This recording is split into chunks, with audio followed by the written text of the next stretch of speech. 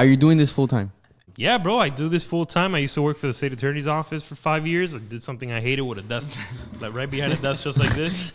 And I did that for 5 years, bro. And it wasn't me. Trash. Tie, sitting behind a desk. And No, I can't do that. Crazy. That's the thing. You say you can't, but if it comes down to it, you're gonna fucking have to. You know what I'm saying? Like you do what you got to do. But what helped me, what I got out of that, and this goes for anything you do.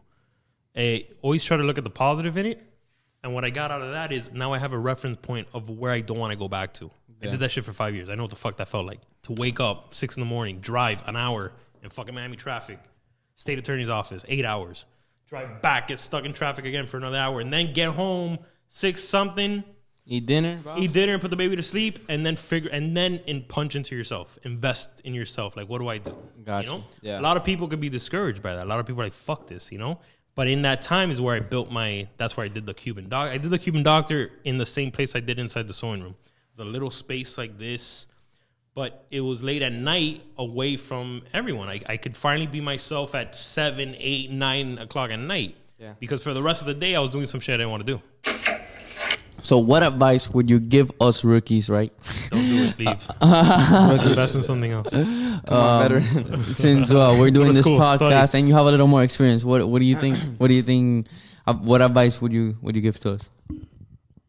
A big advice I wish I would have gotten early on, or I would have understood, is no one gives a fuck about you. I'm being honest with you. God damn. You're not gonna be take it out of your head that somehow you're gonna get discovered. Do it on your own. Do this shit, do it like you're not waiting for anyone. Gotcha. You're not. You can't be like, oh, one day, if maybe this guy sees us, he'll put us on this. That guy doesn't give a fuck about you. And guess when he's going to give a fuck about you? When you already have something. So that was always my thing in the beginning. I thought, well, if I could get enough shows, maybe I could get in front of someone. Maybe they could see me. Maybe, you know what I'm saying? Like, you hear that often. You hear like, oh, this person was discovered by this person. And granted, with enough exposure, that might happen, but don't be waiting for that. Just keep hitting the fucking bag.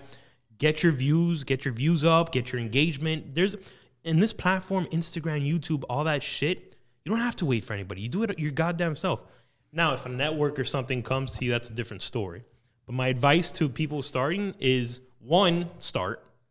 Start. Yeah, never wait. Don't fucking, I hear people like, yeah, I got to get my camera on. Do you have a phone?